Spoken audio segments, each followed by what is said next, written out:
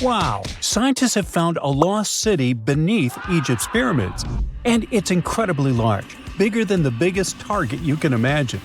Underground chambers, passageways, and vertical structures. Scientists have no idea what purposes they serve.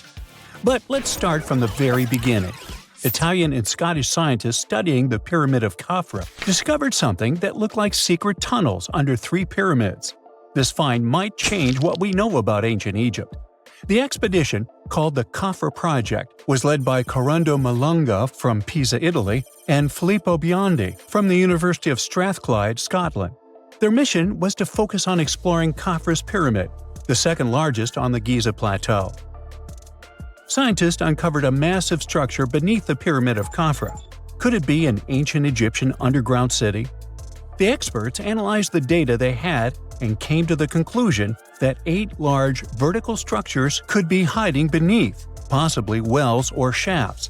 They extend a staggering 6,500 feet across.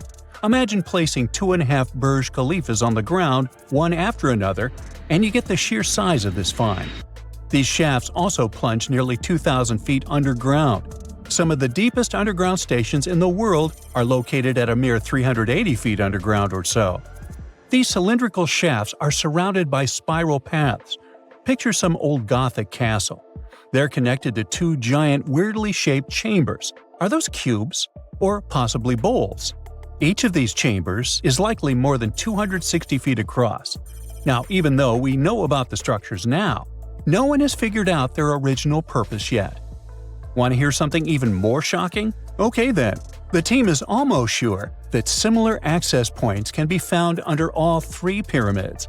In other words, all of them might be linked by a hidden system of underground tunnels, chambers, and passages. Even deeper, about 4,000 feet under the surface, there might be more unknown structures. And doesn't it add to the mystery? But the coolest news is that, according to some team members, these hidden structures near Giza pyramids could align with the legendary Halls of Amenti. In ancient Egyptian mythology, it's a place where people are believed to arrive when they're close to the end of their days.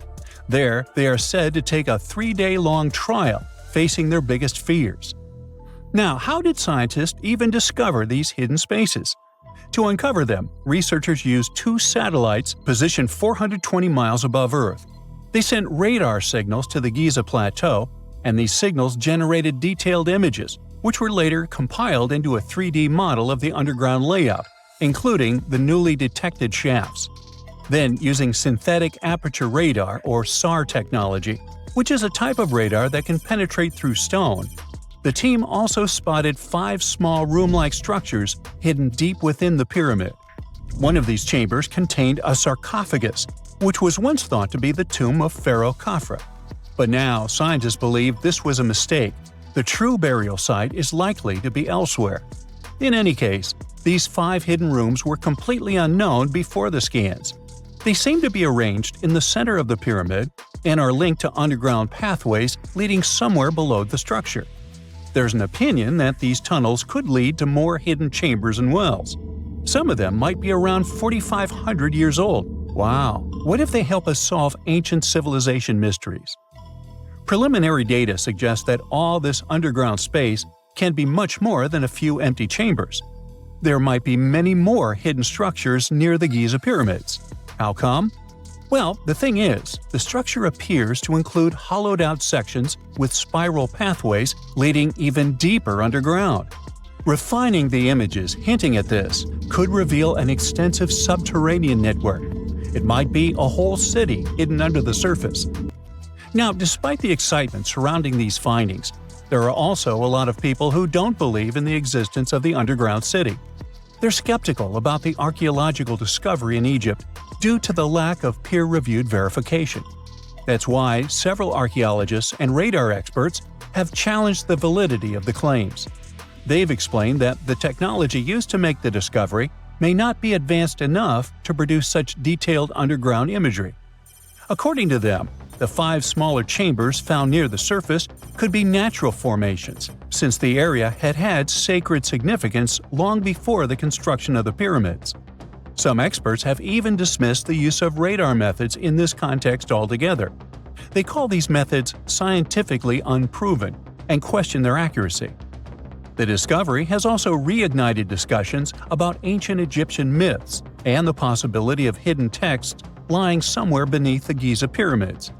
The layout of the newly detected underground chambers shares similarities with mythological accounts of the Hall of Records, a rumored chamber that could preserve early Egyptian wisdom. If confirmed, these findings could significantly reshape the understanding of Egypt's sacred topography. Plus, this lost city beneath Egypt's pyramid could become physical evidence of previously unknown underground structures.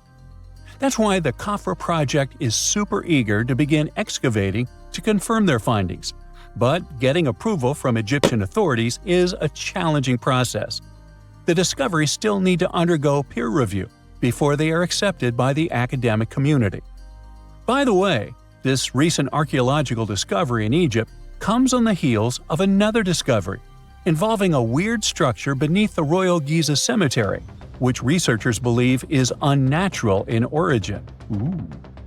Archaeologists use remote sensing techniques and uncovered a mysterious L-shaped structure underground in the Western Cemetery of Giza.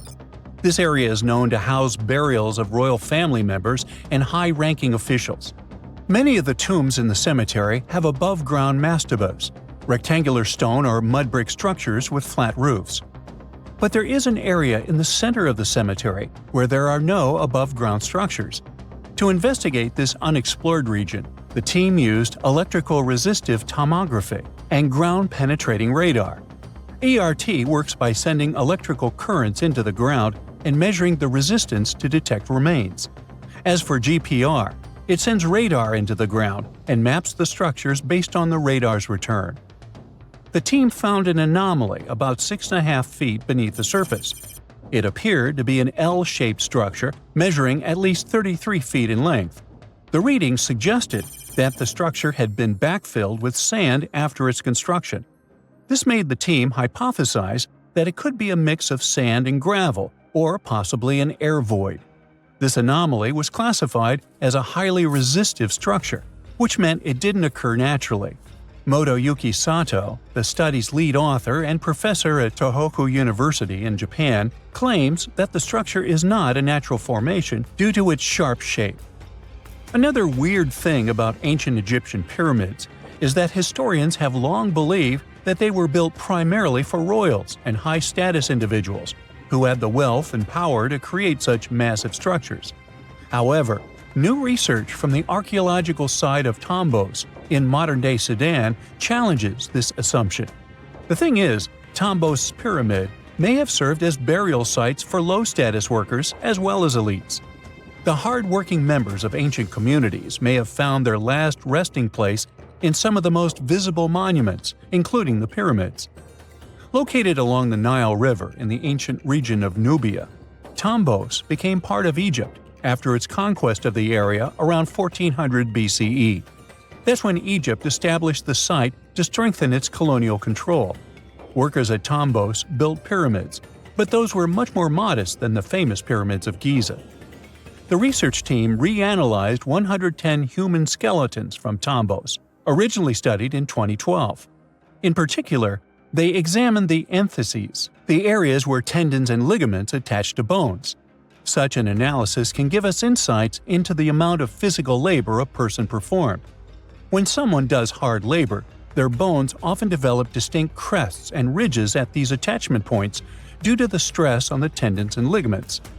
And while some skeletons showed little change in their entheses, suggesting they belonged to individuals from the upper classes, others showed more serious changes.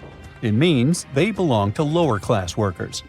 This finding can totally challenge our earlier understanding of pyramid burials, especially the idea that only elites were buried in the pyramids, because the pyramids themselves were designed for the elite.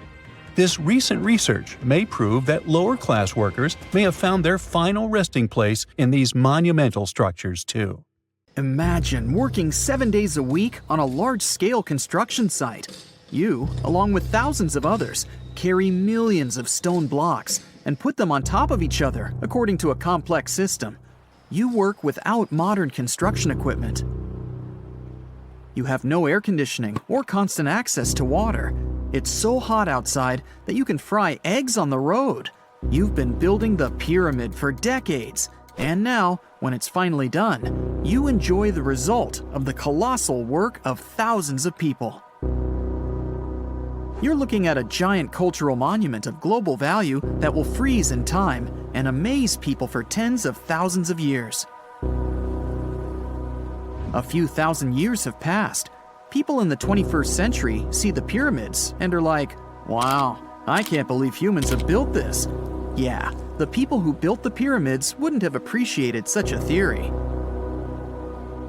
But actually, there are reasons to believe that people built it using some fantastic technology. From the outside, it seems the Great Pyramids are just big triangles of stone. People just put some heavy blocks on top of each other, and that's it. In fact, the design seems too perfect to be true. The pyramid consists of more than 2 million blocks. They lay so close to each other and are so even that you couldn't squeeze even a thin sheet of paper between them. Scientists still can't figure out the exact technology for building the Egyptian pyramids.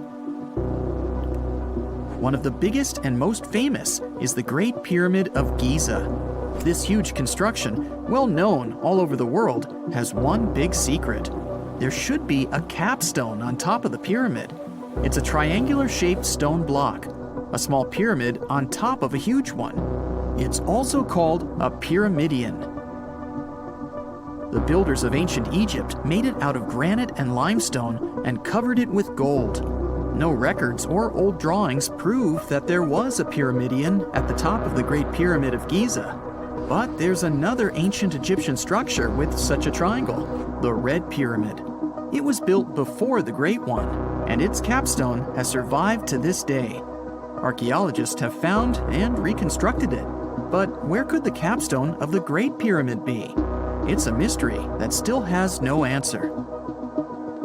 Some are sure that some thieves have stolen it from the top. Maybe they just climbed up and pushed the pyramidion down. It makes perfect sense. The capstone was probably the most valuable element of the pyramid. Many scientists and archaeologists still don't know its exact purpose. Some believe that this peak covered with gold glorified the pharaohs. The capstone reflected moonlight at night and illuminated the entire space around it. During the day, the capstone reflected sunlight with its shiny surface. You could have noticed it from afar. The top of the pyramid was a kind of guiding star for lost travelers. All other stone blocks of the pyramid consist of limestone. People polished them to make them look shiny. In the past, they were even glowing and reflected light. You could see glowing pyramids from space, although they looked like tiny lights. Over thousands of years, winds, sandstorms, and rains have changed the pyramid's appearance. If people had taken care of them all this time, they would have looked like something out of science fiction movies, or the pyramids from Las Vegas.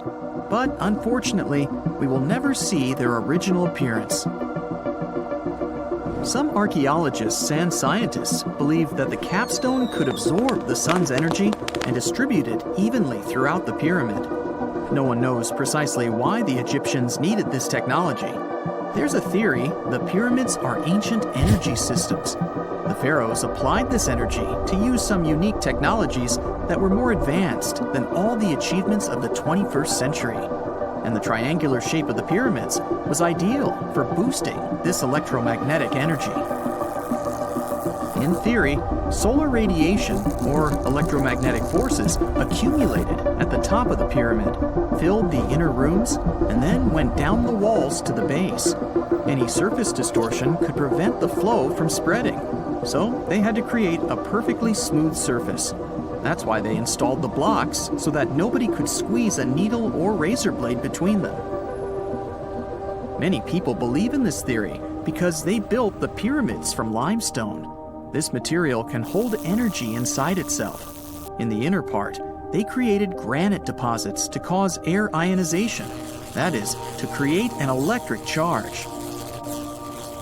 They also dug channels under the pyramid for water to transmit electricity. And at the top, they put a gold capstone, the best conductor of electricity.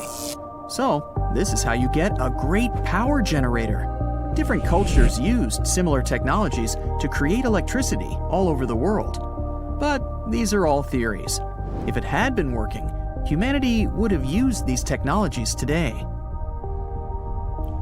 There are mentions of the metal industry, chemistry, engineering, physics, mathematics, and astronomy in some ancient records.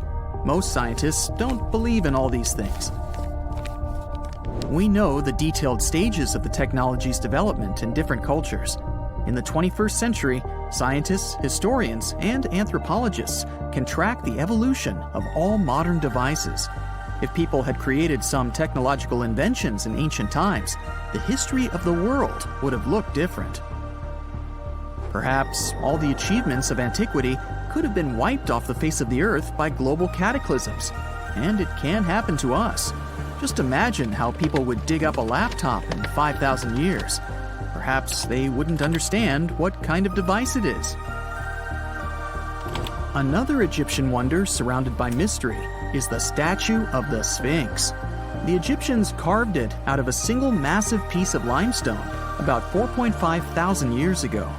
But scientists still don't know the exact date of its construction or who built it. People painted the Sphinx in different colors, so it looked much brighter and more vivid in the distant past. It was shining just like the Great Pyramids. Anyway, time hasn't only changed its appearance, but its name too. Initially, the Egyptians called it Horemakhet. The Greeks renamed it the Sphinx about a few hundred years after it had been built. The Sphinx emphasized the greatness of the rulers of Egypt. It also performed a symbolic function of a watchdog guarding the tomb of the pharaoh and the paths leading to it. This version sounds realistic, since archaeologists have discovered many secret entrances at the foot of the Sphinx. Perhaps these rooms and intricate tunnels lead to underground halls with treasures. And treasures don't always mean gold and jewelry. According to legends and theories, the Sphinx guards the Hall of Records, the storage of all humankind's knowledge. The information about the ancient mythical state of Atlantis could be there. You can find many detailed maps of the internal dungeons of the Sphinx on the internet. They show structures 12 stories deep under the statue. It looks like a small city filled with gold, scrolls of knowledge, and various ancient artifacts. But don't believe all these maps. These are just theories. Several thousand years have passed, but people have very little information about it. Archaeologists know that there are still many strange and exciting things about the Sphinx that are still undiscovered. Some locals are afraid to research because they believe they can awaken something terrible from the underground depths. Therefore, it's mostly scientists from other countries who conduct the excavations. In 1998, scientists discovered strange tunnels leading to empty rooms under the Sphinx. They realized that some people tried to get there through tunnels in the past, and maybe those people took all the treasures that were there. One of the legends says that some powerful artifact lays beneath the Sphinx. Its technology can change the whole world, but the locals are hiding it because it can damage the planet. Some believe that you can find evidence of unknown technologies painted on the granite walls in the pharaoh's tombs. But most likely, these paintings and signs tell us the myths and legends of ancient Egypt. But what if Egyptian symbols and drawings are detailed instructions for using ancient technologies? What if the locals that lived at that time thought, people in the future won't be able to get energy themselves. Let's leave some detailed instructions for them. Anyway, there are many riddles and theories. In reality, the search for answers is a dangerous undertaking, since it's not easy to get into the underground halls. Excavations can ruin the structure of the entire Sphinx. Any person inside the tunnels may get lost and never be able to find their way back. Besides, it costs a lot of money. Now, what would be awesome is if people could invent some device that could scan underground areas and show their detailed models. During the early 1920s, the world was mesmerized by King Tut.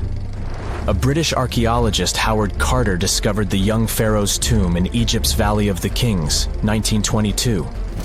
But the public wasn't only interested in gold and jewelry. The press wrote about the curse of the pharaohs. But was it true? Was an ancient curse really the reason everyone entering the pyramids lost their lives? At the time, this was the only explanation for a series of unexplained passings.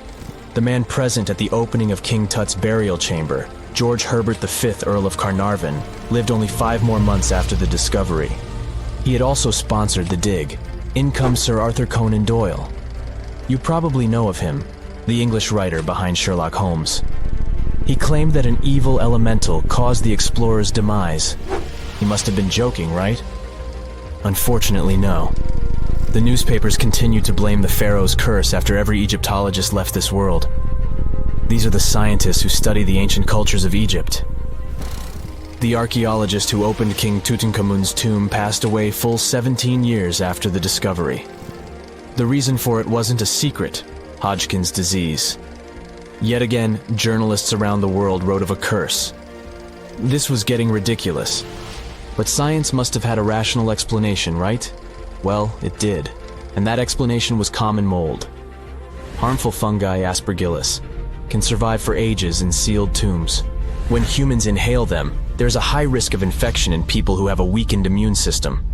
Today, doctors believe this is what happened to the unfortunate explorer more than a century ago.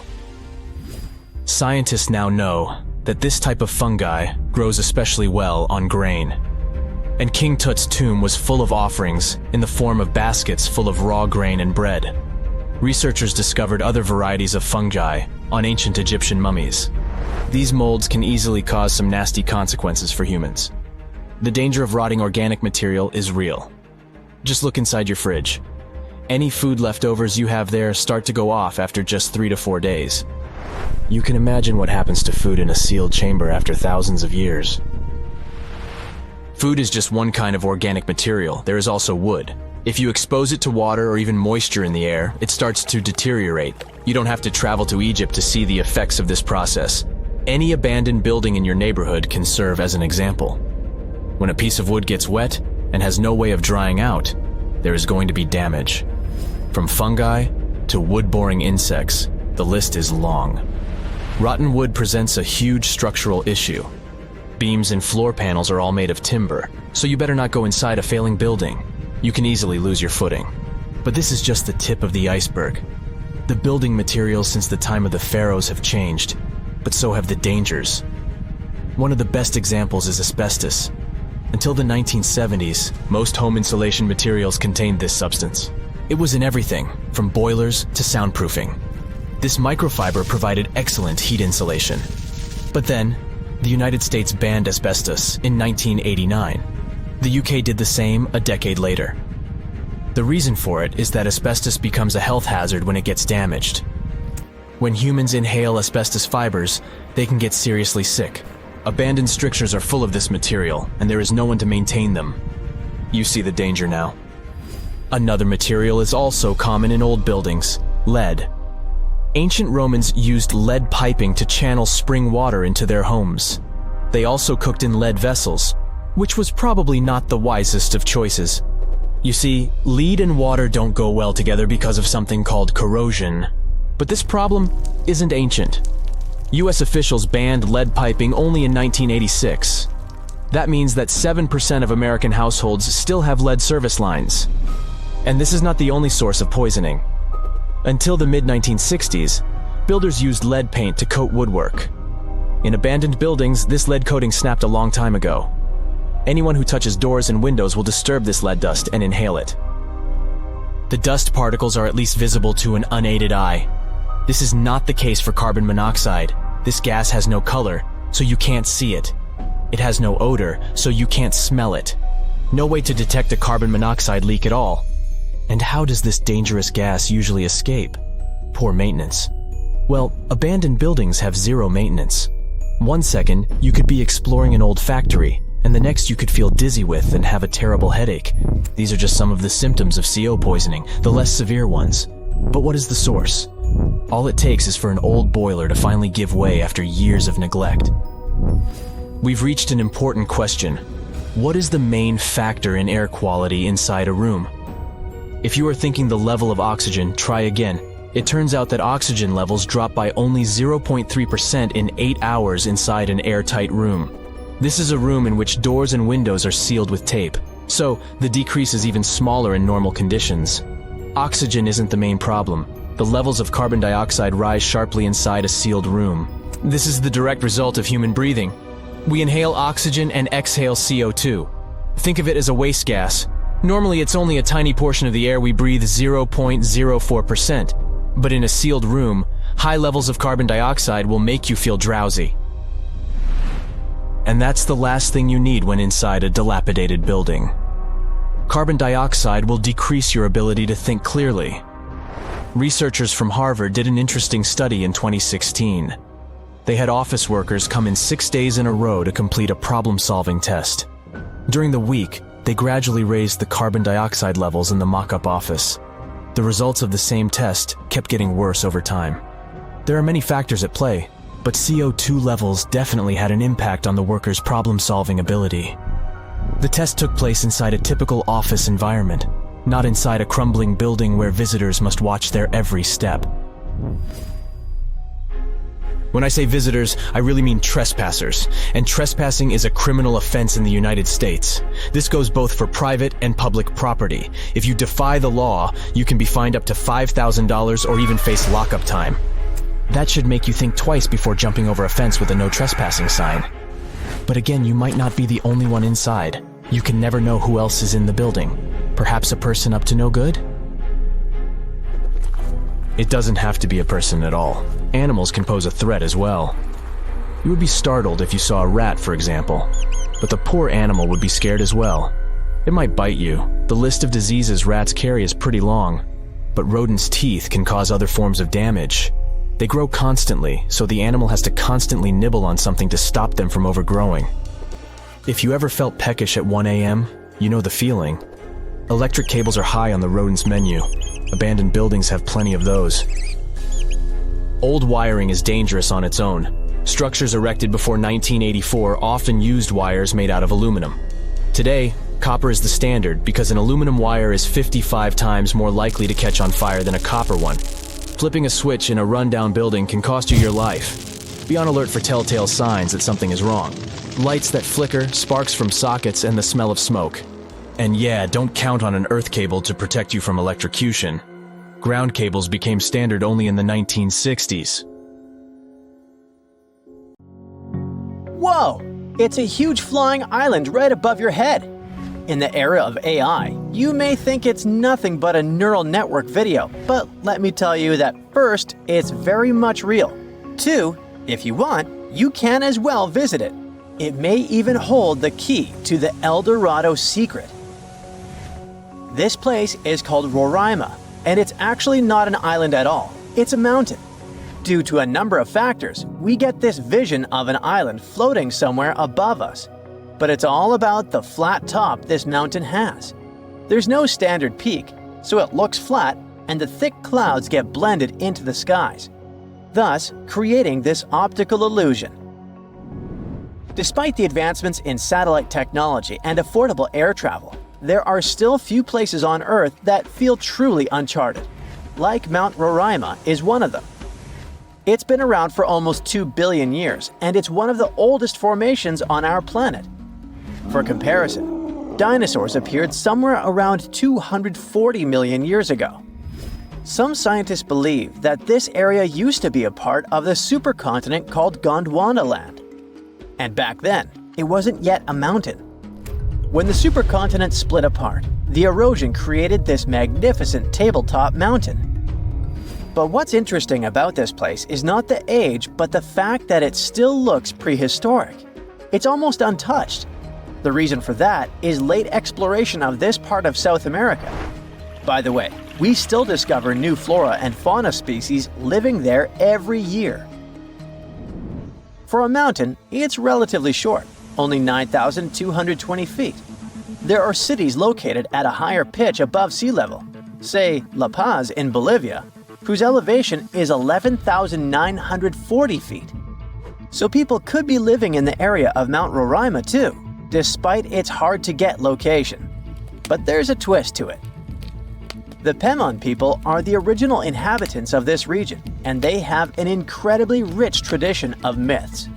For instance, their mythology features deities that live on the tepui, which are flat-topped mountains found in the grasslands.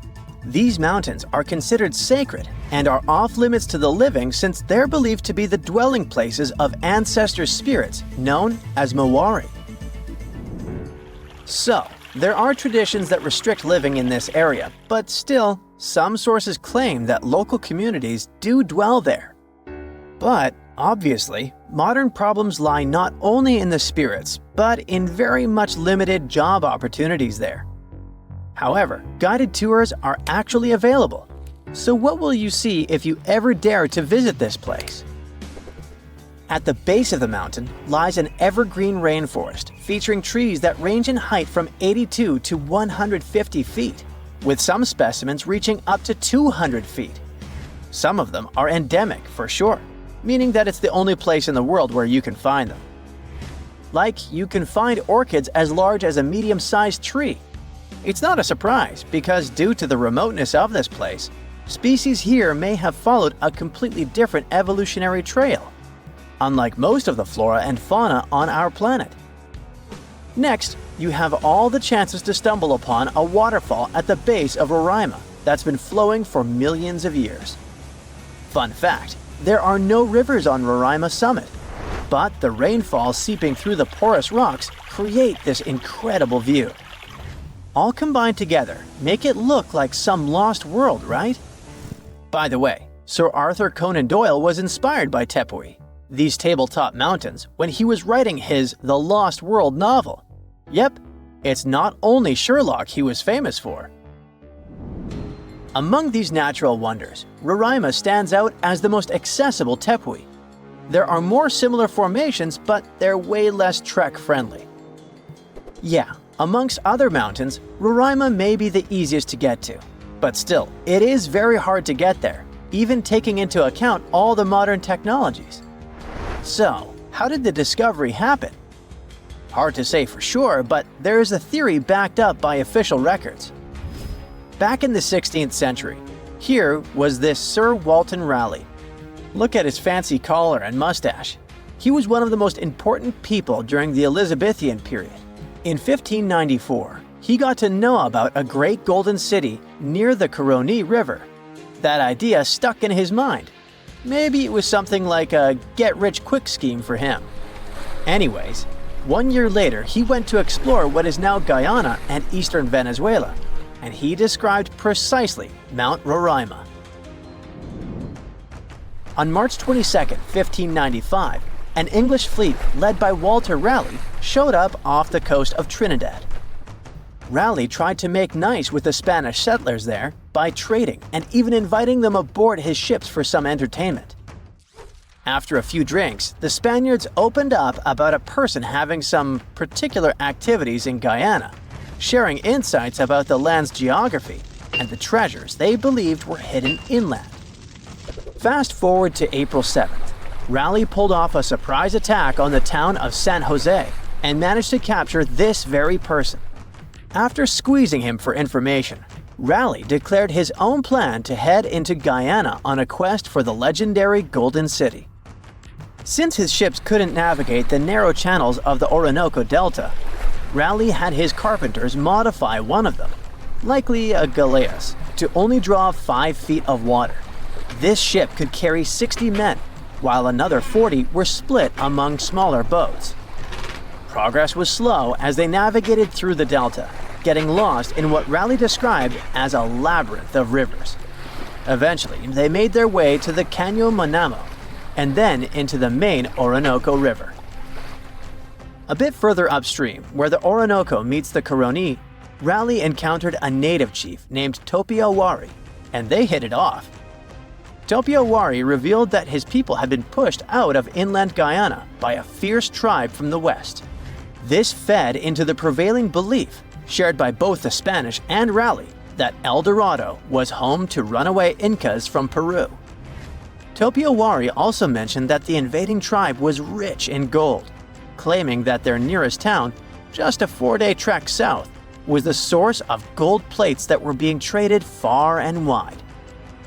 But he hinted that even finer treasures lay deeper in the land. Raleigh then made his way to the mouth of the Caroni, but strong currents halted any further progress. He sent out 2 scouting groups on land, while he led a third one. They unearthed a few shiny stones that they eagerly dug out of the ground, but most turned out to be worthless.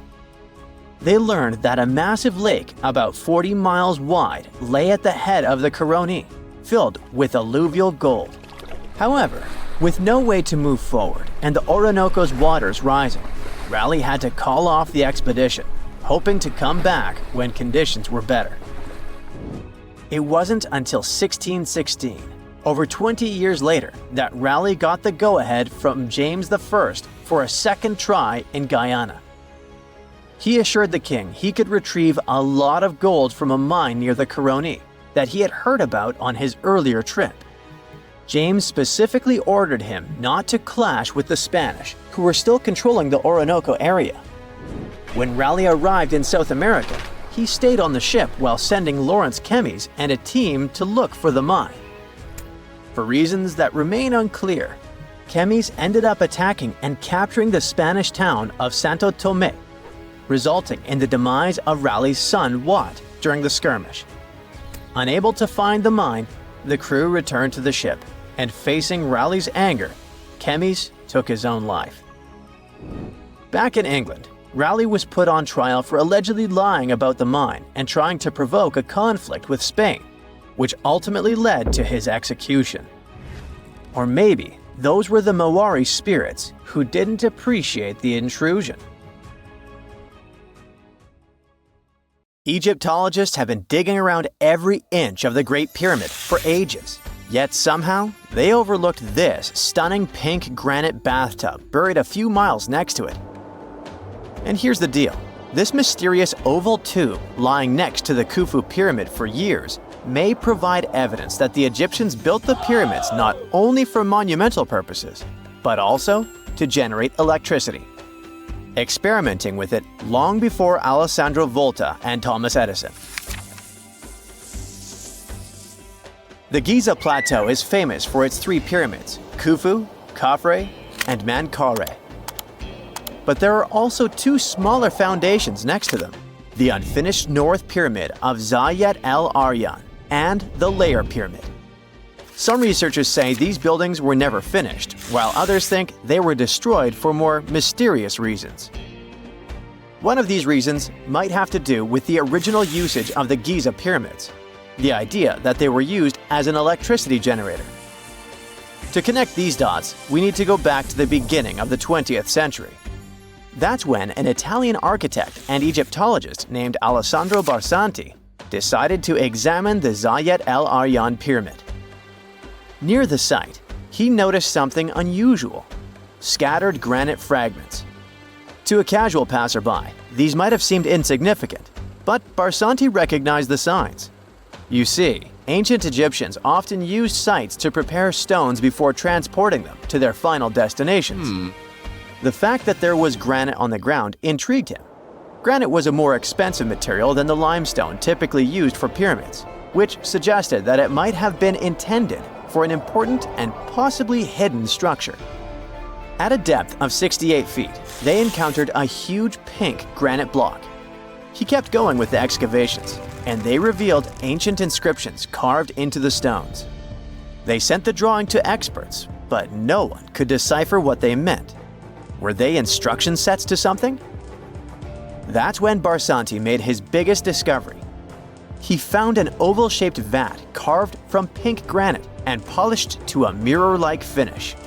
The thing is, the vat had been carefully sealed. When they opened it, they found a thin black residue along the walls. I'm thinking something in the lines of a black oily substance. This discovery raised many questions for him. It didn't make sense to him that ancient Egyptians would go above and beyond to seal and protect this strange vat. By 1911, Barsanti had to abandon his effort to figure out what was the deal with that mysterious pit. But his findings intrigued researchers all over the world, and they've got their own opinions about it. One of these modern theories suggests that the other pyramids could have been used as a part of a bigger whole. It suggests that the Khufu pyramid was actually used as a water pump designed to irrigate the desert area. Apparently, the pyramid's internal chambers would function as a hydraulic system. In the 1990s, an engineer took this theory seriously and studied the pyramid's subterranean chamber. Surprisingly, he found actual signs of water damage. Apparently, the pyramid generated powerful compression waves, aka pulses, that could create electricity. This raised an important question. Could the ancient Egyptians have used the pyramids as a generator in order to produce electricity? On paper, that was proven to be possible, but hey, agreeing on the original use of the pyramids is probably one of the most difficult things in the world. So, we're still not 100% sure about this. Apart from that, Egypt is a playground for important discoveries regarding humanity's past. I mean, scientists have just discovered what looks like a cosmic command center, similar to that room from the Doctor Strange movies. They discovered an L-shaped astronomical observatory, measuring around 9,000 square feet, dating back to the 6th century BCE. Definitely the first and largest of its kind from that era. The mud brick structure housed tools used for calculating dates related to ancient Egyptian rites, royal coronations, and agricultural plans. This observatory is located in the archaeological site known as the Temple of Phuto, just 50 miles east of Alexandria. It's pretty impressive. The structure was designed so that you'd get inside the room through an east-facing entrance. This way, you'd get to see the sunrise. Once inside, you'd find a pretty huge shadow clock, used to tell time by tracking the movement of shadows inside the room. This variant of a sundial clock was nearly 16 feet long. That was quite an exciting discovery. Another interesting one was that scientists and Egyptologists have discovered the first ever pregnant mummy. Now, even if we know quite a lot about mummification processes, we keep making discoveries that open new doors into the lives of ancient Egyptians.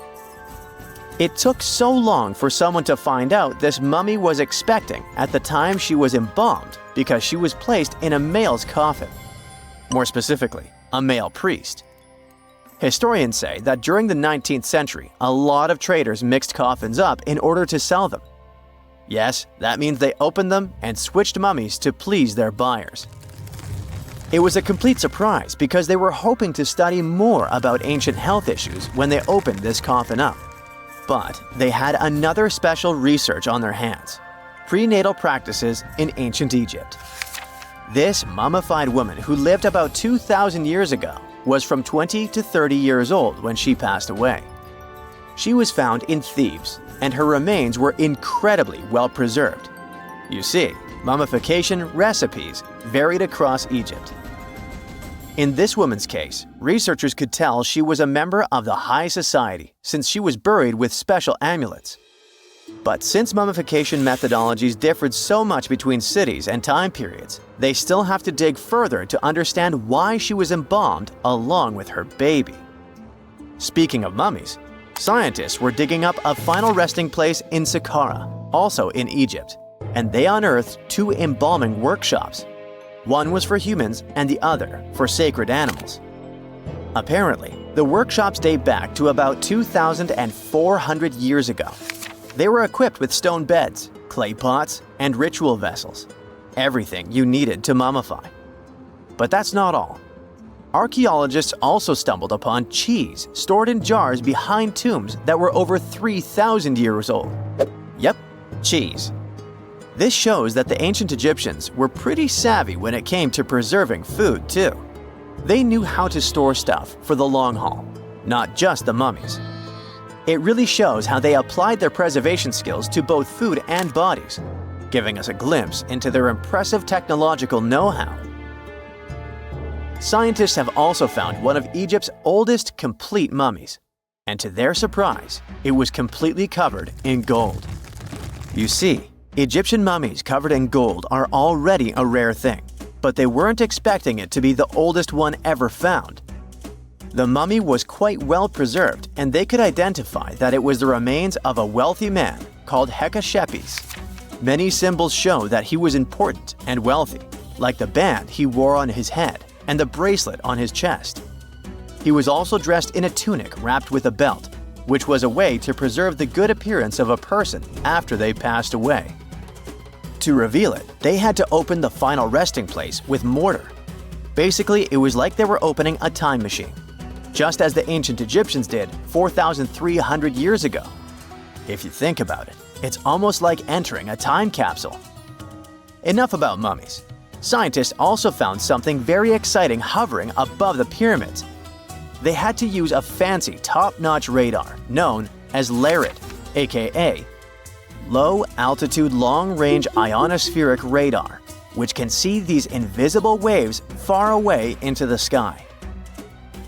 LARIT helped them discover giant plasma bubbles floating in the air above the pyramids.